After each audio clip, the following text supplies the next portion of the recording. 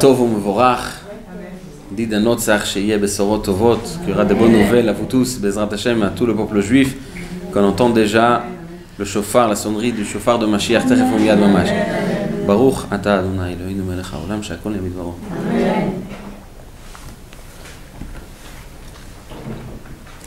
Il y a des restaurants en Amérique où tu peux appeler l'après-midi et de commander quelque chose, et tu viens avec la voiture, on paye et on reçoit directement dans la voiture le repas qu'on a commandé. Très bien. Il y a un monsieur qui l'a fait ça, il est venu avec sa voiture et il a reçu son sandwich qu'il a commandé et il voulait payer, il a cherché son porte-monnaie. Il n'a pas trouvé son porte-monnaie ni à droite ni à gauche, et les gens derrière, bien que ce ne pas des Israéliens, ils ont commencé à klaxonner, de crier et de dire mais qu'est-ce qui se passe, allez, on avance, il n'y a pas de temps. Et puis le monsieur qui était derrière, il était tellement énervé jusqu'à qu'il est sorti de la voiture, il a dit des mots pas gentils, et même il a avancé un petit peu avec sa voiture, il a touché un petit peu. Et le monsieur finalement il a trouvé son porte-monnaie, il a payé et il a dit à la dame je veux payer pour le monsieur derrière aussi. Et il a dit mais quoi, tu veux payer pour lui après tout ce qu'il t'a fait, tu veux le payer? Il dit oui, sûrement il a passé une journée pas très bonne. Et si je peux réjouir quelqu'un de faire quelque chose de bien, pourquoi non? Il a payé encore $10 pour le sandwich de monsieur qui est derrière et il est parti. Le monsieur il arrive, il ouvre sa fenêtre et il dit bon finalement ça y est je peux recevoir ce que j'ai commandé. Il a reçu son sandwich, il voulait payer mais la dame il lui a dit c'est bon, on a payé pour toi.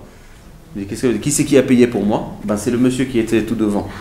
Il dit quoi? Lui il a payé pour moi? Pourquoi? Il a dit oui, sûrement, il a dit sûrement tu as passé une journée pas très bonne et il voulait te réjouir un petit peu, alors il a payé pour toi. Il dit mais quoi? Qu'est-ce que je peux faire? Mais merci, maintenant je peux pas dire au monsieur, il est déjà parti, mais qu'est-ce que je fais maintenant? Il a regardé le ciel, il a dit mais qu'est-ce que je fais? Il a regardé la dame, il a dit vous savez quoi? Moi je paye pour celui qui est derrière moi.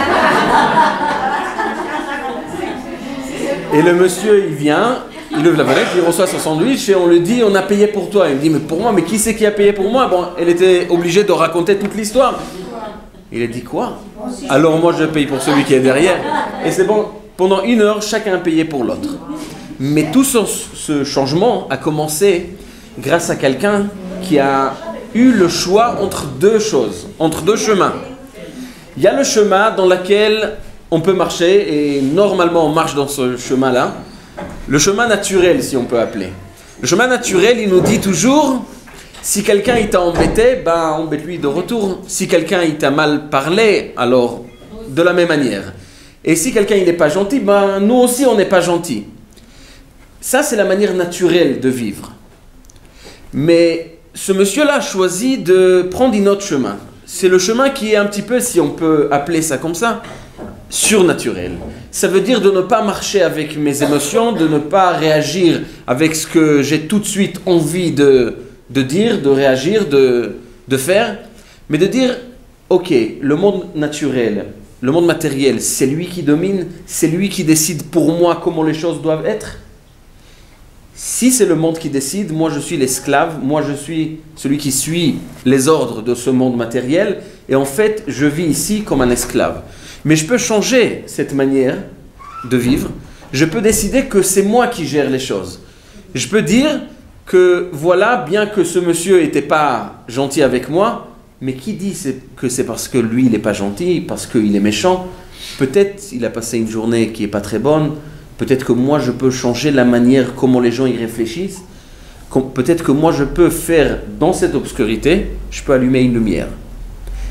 Et ça nous demande un petit peu d'être surnaturel dans notre vie, mais avec ça on peut commencer à éclairer le monde, avec des idées qui sortent un petit peu de la manière naturelle de voir les choses et de commencer à installer dans ce monde des lumières qui sont surnaturelles. Un petit peu ça, c'était l'histoire de Dida Notzach de Eitevet.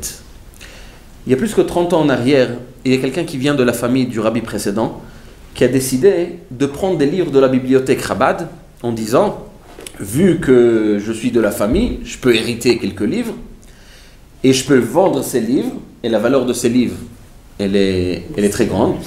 On peut vivre le Sidour de Baal Shem Tov. Si on propose de vendre le livre de Baal Shem Tov, ben, il y a plein de personnes qui veulent acheter ça, peu importe le prix. Et il a commencé à voler des livres, il a commencé à vendre des livres. Et le rabbi, quand on a dit au rabbi que voilà, on a commencé à voler des livres de la bibliothèque, et il commence à vendre ces livres. Le rabbi il a pris ça d'une manière très très difficile. Le rabbi il a dit que c'est une guerre contre le rabbi précédent. C'est même un petit peu de musique, Motzei Shabbat, c'est bien. C'est la joie. Le rabbi il a dit que c'est une guerre pas contre moi, contre le rabbi précédent. C'est que les livres même, ils souffrent de ça qu'on a volé les livres au lieu que ça sera dans la bibliothèque de Chabad.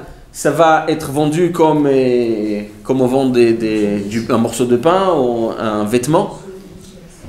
Et il y a un chassid qui est venu, il a dit au rabbi, mais pourquoi commencer toute l'histoire avec des tribunaux, avec des avocats? Tous les chassidim, on va se réunir, on va rassembler, on va payer peut-être au monsieur 20 millions de dollars et on va lui dire, écoute, prends 20 millions de dollars et laisse les livres dans la bibliothèque et on va terminer l'histoire et on n'a pas besoin de rentrer maintenant dans tout le tribunal, des avocats et des histoires qui vont terminer on ne sait pas quand. Et le rabbi il a dit, je sais qu'on peut terminer l'histoire très vite avec de l'argent, mais justement l'idée elle est d'installer dans ce monde cette vision chassidique que quand un rabbi il a une maison, quand le rabbi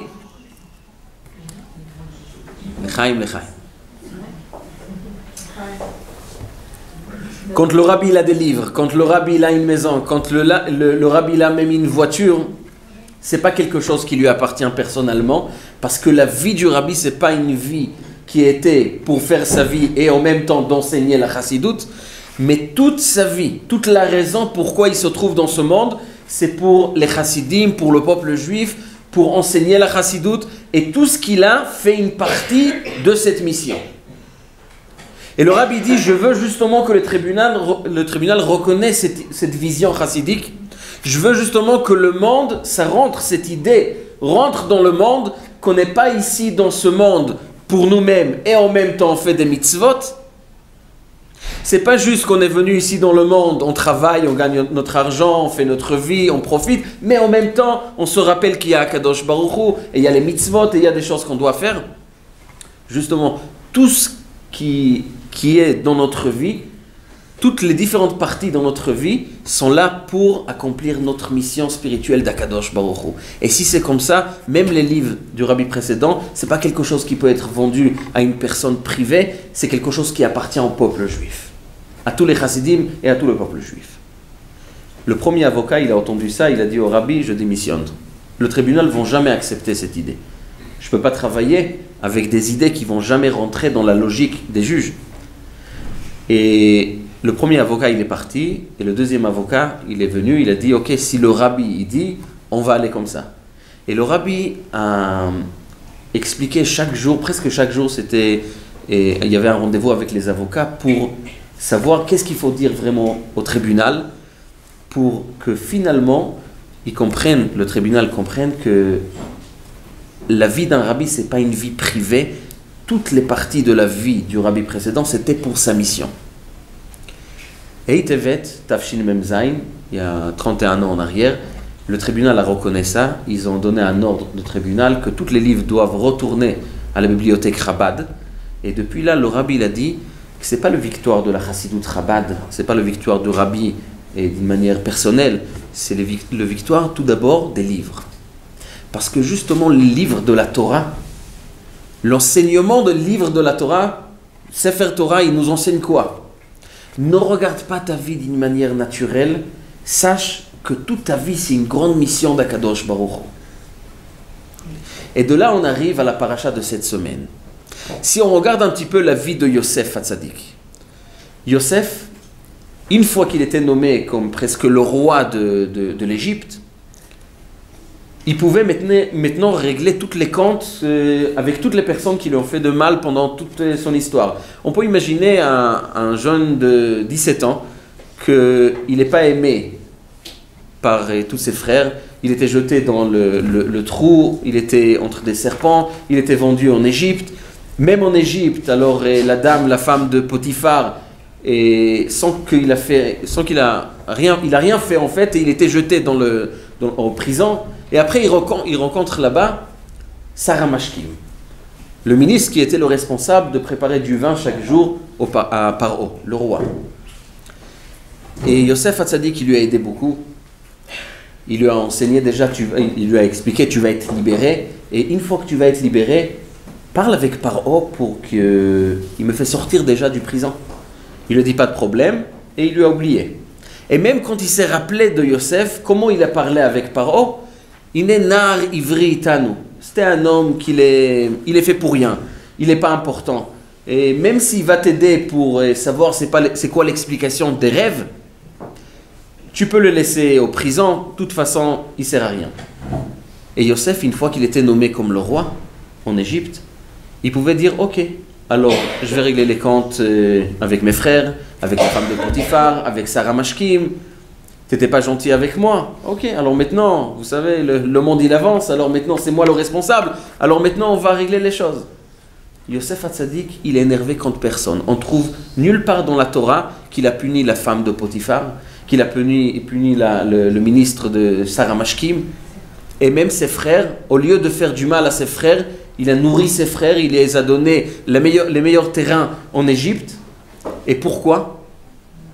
Et quand ses frères regardent Yosef et ils disent, si lui c'est Yosef, qu'est-ce qu'il va nous faire maintenant? Et Yosef il dit, Al te'atsevu v'alichar be'enechem. Il ne faut pas être triste, il ne faut pas avoir peur, parce que moi je sais une chose, et là il a dévoilé son secret. Le secret de Yosef c'était qu'il est michya shlachani elokim lifnechem. Moi je suis dans ce monde dans une mission. Et pour accomplir cette mission, parfois il faut passer des moments qui ne sont pas agréables, des moments qui sont un petit peu difficiles. Il y a plein de personnes au chemin qui ne sont pas gentilles avec nous, qui nous font des problèmes, mais moi je sais une chose, moi je suis dans ma mission. Pour accomplir ma mission, je suis obligé de passer par ces chemins-là, mais je suis énervé contre personne, parce que je sais que de toute façon je dois passer dans ces chemins-là. Et si ce n'est pas cette personne, si ce n'est pas la femme de Potiphar, si ce n'est pas Sarah Mashkim, ça va être quelqu'un d'autre. Parce que Akadosh Baruch Hu, il nous met exactement dans le chemin dans lequel on doit être. Ma mission était de ne jamais regarder le monde d'une manière naturelle, d'une manière simple, comme un goy il regarde sa vie, mais toujours de me poser la question, est-ce que maintenant je peux accomplir ma mission? Ou plutôt, quelle est ma mission maintenant? Qu'est-ce que moi je dois faire pour éclairer un petit peu l'endroit dans lequel je me trouve? Je suis en prison. J'étais jeté par la famille, il n'y a personne qui m'aime. Et j'étais condamné d'être ici en prison. Si je vois quelqu'un qui est triste, peut-être c'est là l'endroit d'allumer une lumière et de réjouir quelqu'un. C'est un petit peu surnaturel, mais quand quelqu'un il réalise que la raison pourquoi il se trouve dans ce monde pour une mission, ça c'est sa vie, il n'a aucun problème, malgré les difficultés, malgré les choses qui ne sont pas agréables autour de lui, de se poser la question, qu'est-ce que moi je peux faire maintenant pour éclairer le monde, pour rajouter quelque chose qui est plus positif et dans l'endroit dans lequel je me trouve. Il y avait à Auschwitz, il y avait une personne qui était obligée de sortir avec un groupe de gens chaque jour et du camp, d'aller travailler dans le forêt. Chaque fois, ils ont fait un autre travail. Ils devaient marcher des kilomètres dans la neige. Et une fois, il est sorti avec tout le groupe. Et le soldat, le nazi Marshimam, et il y a un soldat nazi qui le voit. Et il dit, mais ta chaussure, elle n'est pas très bien arrangée. Tu ne peux pas marcher comme ça. Il faut marcher d'une manière et droit, comme ici, comme nous on aime. Et vu que tu ne peux pas marcher comme il faut, alors enlève tes chaussures. Tu ne peux pas continuer à marcher comme ça si tes chaussures ne sont pas faites comme il faut. Il dit quoi? J'enlève maintenant les chaussures, mais comment je vais marcher dans la neige et dans le forêt? Comment je vais faire? Il était obligé de jeter ses chaussures à côté et il est marché jusqu'au forêt. Et c'était très difficile, des kilomètres qu'il a marché, il a travaillé toute la journée et il a réussi avec des miracles de retourner et au camp. Et c'était tellement difficile pour lui qu'il est tombé quand il est rentré à Auschwitz. Il est tombé par terre, il était porté par ses amis. Il ne pouvait plus sentir ses pieds. Il y avait un monsieur là-bas, à Auschwitz, que quand la guerre a commencé, il a pris un diamant. Il a demandé au dentiste de casser un dent et de mettre à la place le diamant. Il a dit, on ne sait pas, on ne sait jamais ce qu'il va y avoir, peut-être ça peut sauver ma vie. Et avec ça, il est rentré à Auschwitz. À un moment donné, il avait tellement froid qu'il a pris une pierre, il a cassé cet diamant, il l'a fait sortir de la bouche, et il est parti à quelqu'un, un Allemand là-bas, il lui dit, écoute, je te donne un diamant qui vaut énormément. Donne-moi juste des bottes bien comme il faut pour l'hiver. Je ne peux plus supporter le froid qu'il y a ici. Et il lui a donné des bottes toutes neuves, toutes bien comme il faut pour l'hiver. Il était tellement content. Et le jour qu'il a reçu les bottes, c'est le jour où le monsieur il est rentré et avec des pieds et des pieds comme ça tellement blessés. Et il a dit ok, il est tellement blessé ce monsieur, je vais prendre mes chaussures, je vais lui donner parce que maintenant j'ai des chaussures que je fais rien du tout avec. Il est parti chez ce monsieur, il voulait lui donner les chaussures et à la dernière seconde, il a gardé les chaussures, il lui a donné les bottes. Il a dit ça c'est pour toi. Le monsieur qui a donné les bottes, on ne sait pas si c'est grâce à cette mitzvah, mais il était sauvé de la guerre. Il est arrivé en Amérique et il a commencé à faire des affaires. Il est devenu très riche. Très riche. Et c'était 15 ans ou 20 ans après la guerre. Un jour à la poste, il frappe sur la porte, il lui donne un paquet. Et il lui dit ça c'est pour toi. Il ouvre le paquet, qu'est-ce qu'il regarde, qu'est-ce qu'il voit? Les bottes de Auschwitz. Il s'est évanoui sur place. Ses enfants, il lui a réveillé, mais il dit qu'est-ce qui se passe? Il a commencé à pleurer, il s'est rappelé de toute la guerre, de tout ce qui s'est passé. Il a dit mais ces bottes-là, j'ai donné au monsieur, sûrement il est vivant encore. Et quelques heures plus tard, il reçoit un appel de monsieur qu'il était aussi sauvé de la guerre. Il a dit je t'ai cherché depuis que je suis sorti de Auschwitz, j'ai pas arrêté de te chercher. Maintenant, j'ai reçu ton téléphone, j'ai envie de te voir. Il a dit tout à fait, et je suis là dans telle et telle ville. Et le lendemain, ils se sont rencontrés à la maison. Et on peut imaginer comment deux personnes se sont rencontrées. Ils ont pleuré comme Yosef, il est tombé avec son père. Et ils ont pleuré. Il s'est rappelé de tout ce que la guerre, tout ce qu'il y avait à la guerre. Et après qu'ils ont parlé pendant 1 heure, le monsieur il lui dit tu m'as donné tes bottes. Maintenant, moi je veux te redonner les bottes parce que c'est à toi. Il lui a dit non, les bottes c'est pas à moi. Je veux te montrer quelque chose. Il lui a amené dans son salon. Le salon, il y avait là-bas plusieurs ustensiles en argent. Il y avait la Hanoukia, il y avait les pamotes de Shabbat. Il lui a dit au centre, tu vois, il lui a mis là-bas, le monsieur il a mis entre la Hanoukia et les pamotim et plusieurs ustensiles et très chers. Il a dit là-bas, il y a les 2 chaussures que j'ai gardées depuis Auschwitz. Ça, c'est la chose la plus importante pour moi. Plus que la maison, plus que tout ce que tu vois autour de toi, ça, c'est la chose la plus précieuse pour moi. Quelques années plus tard, il est décédé. Et il a demandé à ses enfants, quand vous allez m'enterrer, vous m'enterrez avec les chaussures. Pourquoi avec les chaussures? Parce que si je regarde toute ma vie, qu'est-ce que je fais pour vivre ici dans le monde? En fait, la question, elle est, qu'est-ce que ça veut dire de vivre dans le monde? C'est quoi la vie? La vie, c'est quoi? C'est dormir, de s'habiller, de manger, C'est quoi la vie? La définition de la vie, c'est quand tu vas installer des choses qui sont surnaturelles dans la nature. Quand tu vis dans ce monde et tu prends une dimension qui est surnaturelle et tu fais de ça une partie de ta vie, là, on commence à vivre. Parce que quelqu'un qui termine sa vie, il se pose la question, alors qu'est-ce que je fais de bien dans ce monde? Il va dire quoi? J'ai mangé beaucoup de steaks, j'ai bu beaucoup de vin. Qu'est-ce que j'ai fait qui a une valeur de vie? Et ce monsieur a dit, voilà, si je regarde toute ma vie, ce acte-là que j'ai fait, parce qu'à Auschwitz, avoir des bottes, c'est d'avoir toute la vie. Et j'ai donné ça à quelqu'un d'autre pour que lui y vit.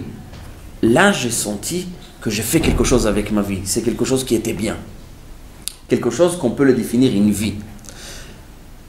Et ça en fait toute notre mission dans le monde. De voir comment il y a toute la nature autour de nous, et la nature, c'est juste un moyen pour vivre. Mais la vraie vie, c'est pas la maison, c'est pas la voiture, c'est pas les habits, c'est pas la nourriture. La vraie vie, c'est de prendre tout ça et de dire comment je peux utiliser ça pour avoir une vie qui est connectée à Kadosh Baruch Hu. Comment je peux faire quelque chose qui est surnaturel, que je dépasse un petit peu mes limites et je donne une dimension surnaturelle à ma vie. Yosef, il a dit, moi j'ai regardé toute ma vie comme ça.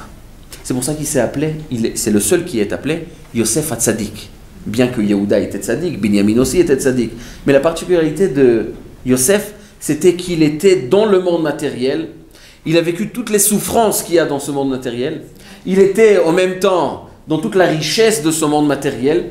Tout le bien que le monde propose et tout le mal que le monde propose, il était là-bas. Et jamais il est tombé ni dans le mal ni dans le bien. Il était toujours avec cette idée, moi je suis dans une mission à accomplir dans ce monde. C'est pour ça qu'il dit à ses frères, je vais rien vous faire. Je ne vais pas vous faire de mal. Pourquoi? Parce que qui c'est qui cherche à faire de mal à quelqu'un d'autre? C'est quelqu'un qui regarde sa vie, que le centre, c'est lui. Pourquoi il vit? Pour se faire plaisir. Alors celui qui m'a fait de mal, alors toute ma vie elle est maintenant pour faire de mal du retour. Et si quelqu'un il m'a fait de bien, alors là je suis content.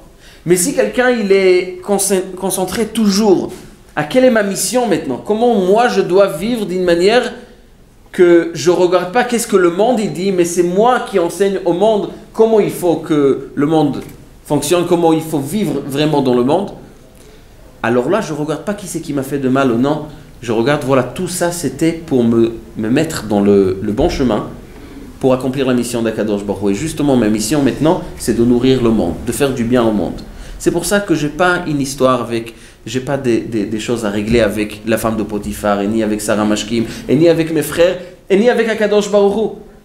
Parce qu'il pouvait dire à Akadosh Baruch Hu, qu'est-ce que tu veux de moi? Quand j'étais petit, tu m'as pris ma mère.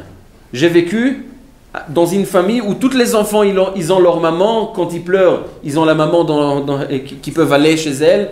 Et moi, quand je pleure, je vais chez qui?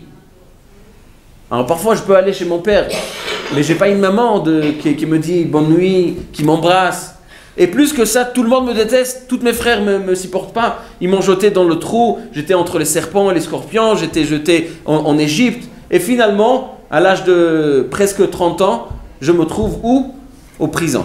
Alors que tout le monde commence à se marier, ils font leur vie, ils profitent, ils ont de la famille. Et moi, je suis seul dans le monde. Qu'est-ce que tu veux de moi, Kadosh Baruch Hu? Yosef n'a jamais dit des paroles pareilles. Jamais il était énervé contre personne. Il était toujours content. Et quand il voit en prison quelqu'un qui n'est pas content, il lui dit, mais pourquoi tu n'es pas content? Qu'est-ce que ça veut dire pourquoi je ne suis pas content? Et qu'est-ce qu'en prison, on doit faire quoi? On doit danser, on doit être content. C'est normal qu'on n'est pas content. Mais Yosef, il dit, non, c'est pas normal. Parce que quand tu sais que tu as une mission, tu sais que tu es dans le bon chemin, tu es dans le chemin d'Akadosh Baruch Hu. Et avec ça, Yosef a réussi d'être en Égypte, d'être le roi, et de ne jamais tomber dans l'impureté qui existe en Égypte. Parce que toujours il était concentré, j'ai une mission. Ça, en fait, c'est le message des livres. Les livres nous enseignent, regarde le monde comme la Torah elle veut qu'on regarde le monde. Et même si la Torah elle nous dit parfois des choses qu'on dit, mais comment on peut vivre vraiment avec ça? C'est un petit peu illogique, c'est un petit peu pas normal de vivre dans cette manière. Il y a parfois des gens qui disent, mais comment on peut faire Shabbat, de ne pas ouvrir le magasin Shabbat? C'est contre tout le monde. Je peux perdre beaucoup d'argent.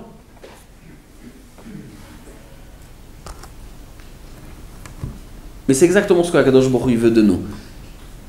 Montre dans le monde naturel, dans le monde matériel, que toi tu vis dans une autre dimension, dans une autre étape, dans le monde qui est surnaturel, et là tu verras, tu auras la force de montrer ça dans le monde matériel. Dans le monde naturel, le monde va reconnaître que toi tu as raison. Et ça c'est la victoire de Hei Tevet, que le juge, le tribunal américain, Goy, ils ont reconnu qu'il y a cette idée chassidique, que tous les livres, toute la maison, tout ce qui appartenait au rabbi précédent, ça appartient au chassidim, parce que oui, ça existe cette idée qu'un homme, il existe dans le monde, pas pour lui, pour la mission. Il y avait un Yerushalayim ici, à Yerushalayim, et il y a 80 ans en arrière, les Juifs qui étaient là à Yerushalayim, ils étaient très pauvres. Et il y avait un enfant qui a grandi comme tous les enfants à Yerushalayim, et c'était difficile, la vie était difficile, il n'y avait pas grande chose à manger. Parfois, ils ont dormi et faim. Ils n'avaient pas à manger. Les parents, ils n'ont pas gagné leur vie comme il faut. Mais cet enfant, qu'il avait 11 ans, il avait chaque Shabbat sa mission d'arranger la table après la prière et de Mincha, la table pour Seuda Shlishit. C'était sa mission. Il était très content, sa responsabilité, de préparer la table pour Seuda Shlishit après Mincha. Un Shabbat, après le repas de l'après-midi, avant Mincha, avant Seuda Shlishit, il y avait quelques heures, c'était l'été, à Yerushalayim. Il est sorti dans la rue pour se promener un petit peu, de regarder Yerushalayim. Il n'avait rien à faire à la maison, il est sorti un petit peu. Au sortant, il voit par terre une pièce d'or. Pièce d'or à l'époque, c'était comme, on va dire, 20 000 shekels. 20 000 shekels, comme ça, par terre. Je peux donner ça à mes parents ils vont être tellement contents, on va avoir un petit peu à manger. Et mon petit frère, qui pleure, qu'il a faim, et maman, elle ne donne rien, maintenant il pourra manger. Il était tellement content, jusqu'à le moment qu'il s'est rappelé que c'est Shabbat. Mais qu'est-ce qu'on fait maintenant? C'est Pikuach Nefesh peut-être? Non, c'est pas Pikuach Nefesh. Qu'est-ce qu'on fait? Il a commencé à réfléchir, un enfant juif de 11 ans, il commence à réfléchir, mais qu'est-ce qu'on fait dans cette situation? Il réfléchit, il me dit, j'ai trouvé une solution. Je vais rester ici, je vais mettre mon pied sur la pièce, et je vais rester comme ça jusqu'à la sortie de Shabbat. Et quand Shabbat va sortir, je vais dire Baruch Hamavdil Ben Kodesh Lechol, et je vais prendre la pièce, et je vais réjouir mes parents. Et avec ça, il a mis son pied sur la pièce, et il commence à attendre. Bon, c'est 1h de l'après-midi, Shabbat sort à 7h, il fait chaud, c'est la chaleur d'Yerushalayim, vous connaissez bien. Et il commence à transpirer, il devient rouge, mais il attend. Un arabe, il passe à côté, il dit, mais un juif, c'est pas normal, qu'est-ce que tu fais ici? Tu vois, t'as vu ta tête, tu vois comment tu es, et bouge un petit peu, qu'est-ce que tu fais? Il dit, non, j'ai quelque chose à faire. Il dit, bon, les juifs sont pas normaux, mais c'est pas nouveau. Bon, c'est pas... Il est parti, et l'arabe, il retourne après 1h30, et il voit encore que le juif, il est là. Il dit, bah, ça, c'est un danger de vie, ça, il va mourir ici. Il dit, mais un an, et... Tu veux bouger peut-être, sinon j'appelle un médecin ou j'appelle quelqu'un, mais bouge, qu'est-ce que tu fais ici? Il dit non, j'ai un petit problème. Il dit, mais c'est quoi ton problème? Peut-être je peux aider. Il est devenu gentil. Alors il dit non, j'ai trouvé une pièce d'or et je ne peux pas toucher parce que c'est Shabbat. Et je veux donner ça à mes parents, alors j'attends jusqu'à la sortie de Shabbat, c'est ça la raison. Il dit quoi, une pièce d'or? Il lui a poussé, il voit une pièce d'or, il a pris la pièce, il est parti. L'enfant, bon, vous pouvez imaginer comment il était. Il est retourné à la maison et ses parents, ils n'ont pas compris pourquoi il pleure tellement, pourquoi il est tellement déçu, pourquoi il est comme ça. Il est parti à la synagogue, il ne voulait pas arranger la table pour Seuda Shlishit. Et il y avait un rave là-bas dans cette synagogue. Il lui dit, mais pourquoi tu ne veux pas arranger la table? Qu'est-ce qu'il y a? Et tout en pleurant, il leur racontait toute l'histoire. Et il dit, alors j'ai envie de plus faire, je peux pas arranger maintenant, je suis tellement triste que j'ai perdu cette pièce d'or. Le Rav, il le regarde et lui dit, tu sais quoi, après Shabbat, tu viens chez moi et je te donne une pièce d'or. D'accord? Mais arrange la table pour Seuda Shlishit. A dit, le Rav, il a dit comme ça, bon, le Rav, il va pas mentir, le Rav. Et il a rangé la table, il était tellement content, il va recevoir une pièce d'or, bon, finalement, il va venir à la maison avec une pièce d'or. Shabbat sort et il rentre. Akadosh Baruch Hu, il veut de nous qu'on fait des efforts. De faire des efforts, c'est pas de dire moi je veux faire ma vie. À Yerushalayim, ils n'ont pas eu à l'époque les caméras, tout ça. Mais Akadosh Baruch Hu, il veut de nous qu'à un moment donné, on regarde notre vie d'une manière différente. De regarder notre vie d'une manière différente, c'est de savoir que bien qu'on vit dans le monde matériel, on a des besoins naturels, on doit manger, on doit dormir, on doit acheter différentes choses pour nous. Mais la vérité, tout ça, c'est des moyens pour installer une force surnaturelle dans ce monde. Là, on commence à vivre. Parce que ça, c'est la définition de la vie d'un juif. Qui montre dans le monde naturel, dans le monde matériel, qui vit en fait avec Akadosh Baruch Hu. Et ces idées qui sont surnaturelles commencent à descendre dans le monde et on commence à vivre avec ça jusqu'à ce que ça devienne une partie de notre vie. Il y avait des chassidim à l'époque en Russie, qu'on sait combien ils ont souffert pour garder Torah et Mitzvot. Ils ont souffert tellement, ils étaient jetés dans le prison et après en Sibérie. Et dans le monde entier, le monde juif qui était en Amérique, au même temps qu'en Russie, ils ont souffert tellement les juifs pour enseigner Aleph Bet aux enfants. Il y avait des juifs en Amérique qui pouvaient ouvrir des yeshivot. Et quand un juif il est sorti de Russie et il est venu en Amérique, tous les rabbinim voulaient voir ces juifs-là, comment ils ont pu garder Torah et mitzvot, la barbe, le chapeau, tous les mitzvot qu'ils ont fait en Russie, malgré toutes les difficultés. Un des rabbinim en Amérique, qui s'appelait Moshe Feinstein, un des grands décideurs halachiques en Amérique. Jusqu'à maintenant, on étudie les halachot qu'il a dit. Et il voulait voir ces deux chassidim qui sont sortis du Russie, qui savaient qu'eux, ils ont tenu des Talmud Torah, des mikvaot, des enseignements de Torah. Et quand ils sont rentrés, il les a posé une question. Comment vous avez pu garder Torah et mitzvot dans un endroit pareil? Comment vous avez pu faire ça? Et c'était des juifs simples, pas des grands chassidim, des grands rabbinim, des juifs simples. Et le chassid lui a dit, mais Rav, on avait le choix. On n'avait pas le choix. Quand il a entendu ça, il s'est mis à pleurer. Il a expliqué que pourquoi il a pleuré. Parce que ce juif-là, la Torah et mitzvot, c'était une partie de la vie. On avait le choix. Même si tout le monde est contre nous, même si tout le monde est contre nous, tout le monde nous dit non, tu ne peux pas étudier la Torah, tu peux pas aller au mikvé, tu ne peux pas faire Brit Mila, tu ne peux pas faire Bar Mitzvah, tu ne peux pas faire un mariage juif. Même si tout le monde te dit ça, tu as le choix, c'est la vie. Moshe Feinstein il a expliqué à ses élèves, j'ai vu pour la première fois un juif que Torah et mitzvot, c'est pas quelque chose juste une théorie, juste une belle idée, c'était une partie de la vie. Et c'est pour ça qu'il peut lutter contre tout le monde, parce que ça c'est sa vie. Il a trouvé ça tout à fait naturel. Là, on a trouvé comment la force surnaturelle des idées qui sont surnaturelles devient une partie de la vie matérielle. Et c'est pour ça qu'il s'est mis à pleurer. Il a dit, j'ai vu un juif, pas un grand rave, pas un grand admon, mais c'est un juif, c'est un vrai juif. Que pour lui, Torah et mitzvot, qui est quelque chose qui est tellement élevé, tellement spirituel, c'est devenu une partie de sa vie. Les livres nous demandent, ce jour-là, tout d'abord, avant tout, c'est d'avoir des livres à la maison. Tout simplement d'acheter des livres, de remplir la maison avec des livres, pour que les gens, la maison, les enfants, nous-mêmes, on sache que ça c'est notre vie. Quand on rentre dans une maison juive, ce qu'on doit voir, c'est tout d'abord beaucoup des livres. Pourquoi? Parce que les livres, c'est le message de notre vie. Les livres, c'est qui on est réellement. Bien qu'on a la cuisine, et on fait tout pour que la cuisine ait ça comme il faut, et il y a, la salle à manger, et il y a la machine à laver, et il y a les lits, et il y a tout ce qu'il faut pour vivre. Mais le centre de la maison, elle tourne autour de quoi? Si on veut définir la maison, on veut définir la famille, c'est quoi? Qu'est-ce qui est le plus important? Ben, c'est les livres.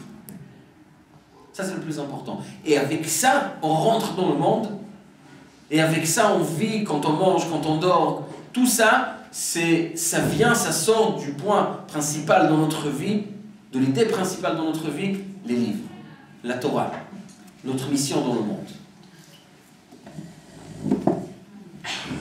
Je vais terminer juste avec une histoire pour voir comment les livres doivent gérer notre vie. C'est une histoire que j'ai vécue quand j'avais 18 ans. Et c'était Yud Shvat. J'ai parti chez le rabbi. Et j'étais avec un groupe des amis de la yeshiva. Et on est sorti de la yeshiva pour aller chez le rabbi, pour prendre le billet qui est moins cher. Alors on est passé par Copenhague, par Danemark. Ok, alors on devait attendre là-bas 8 heures. Bon, 8 heures à Copenhague, qu'est-ce qu'on va faire là-bas?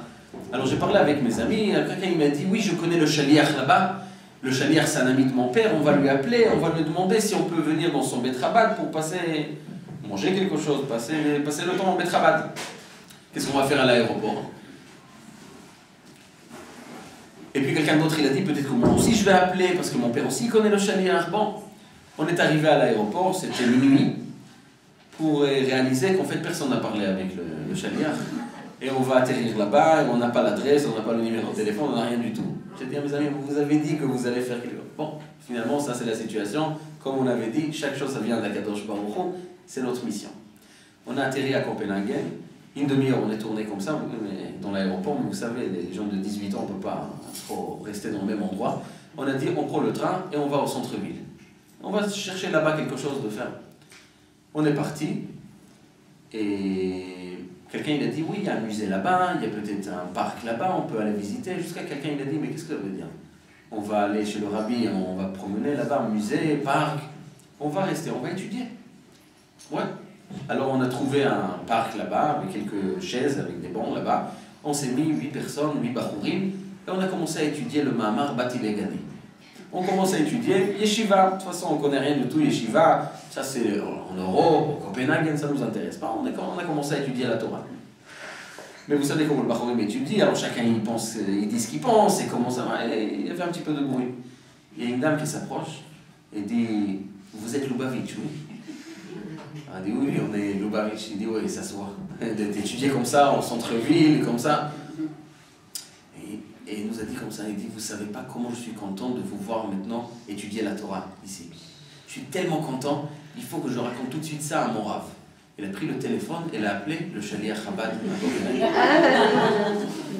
Elle a appelé, il dit, mais tu peux pas savoir qu'est-ce qui se passe ici à Copenhague. Il y a une yeshiva qui s'est installée au parc, et il commence à étudier la Torah. Le Shaliach, il a dit, tu sais quoi? Mets tous les bachourim, appelle 2 taxis et qui viennent chez moi à la maison. Et on est partis tous chez lui à la maison, sa femme elle a déjà préparé à manger, et on était assis au Fabringen. Fabringen pendant 7 heures ou 6 heures comme ça jusqu'à le vol. Et qu'est-ce qu'il nous a raconté? Cette femme-là, qui nous a vus là-bas au centre-ville, elle a fait tchouva. Elle voulait se marier avec quelqu'un qui aussi l'a fait tchouva. Mais c'était tellement difficile pour eux parce que toute la famille ne sont pas religieux. Et eux, ils voulaient faire un mariage séparé. Et tout le monde était contre eux. Et c'est tellement difficile, jusqu'à qu'elle a dit au Rav plusieurs fois, mais pourquoi je fais tchouva et c'est tellement difficile? Pourquoi je ne peux pas voir un petit peu comment c'est bien d'être religieux, c'est bien de respecter Torah et Mitzvot? Pourquoi ça doit être tellement difficile pour moi? Et pendant longtemps, je ne sais pas quoi dire exactement à cette dame. Et et vous avez vu au centre-ville, elle m'a dit une phrase au téléphone, maintenant je vois que la Torah c'est le plus important. Des bachourim qui viennent ici, et ils ne cherchent pas de tourner à droite, à gauche, ils s'assoivent et ils commencent à étudier la Torah. Je vois comment la Torah, cette vision, elle m'a montré, elle m'a gravé dans mon âme, cette idée que la Torah, ça c'est le but de notre vie. Ça c'est le message de la vie. Elle était tellement contente, elle a dit, maintenant je peux rentrer au mariage plus calme, d'une manière plus joyeuse. Elle dit, avec ça, vous avez fait quelque chose de très important. Et là j'ai vu que parfois on cherche des chemins naturels de trouver le téléphone de Shaliach, comment aller là-bas. Et parfois, quand tu étudies la Torah, ça règle beaucoup de problèmes autour de ça. Parce que Akadosh Baruch Hu, il dit, fais-toi ta mission. Le reste, c'est des moyens pour accomplir la mission. Une fois que tu as compris la mission, alors là, je vais te donner tous les moyens pour réaliser la mission.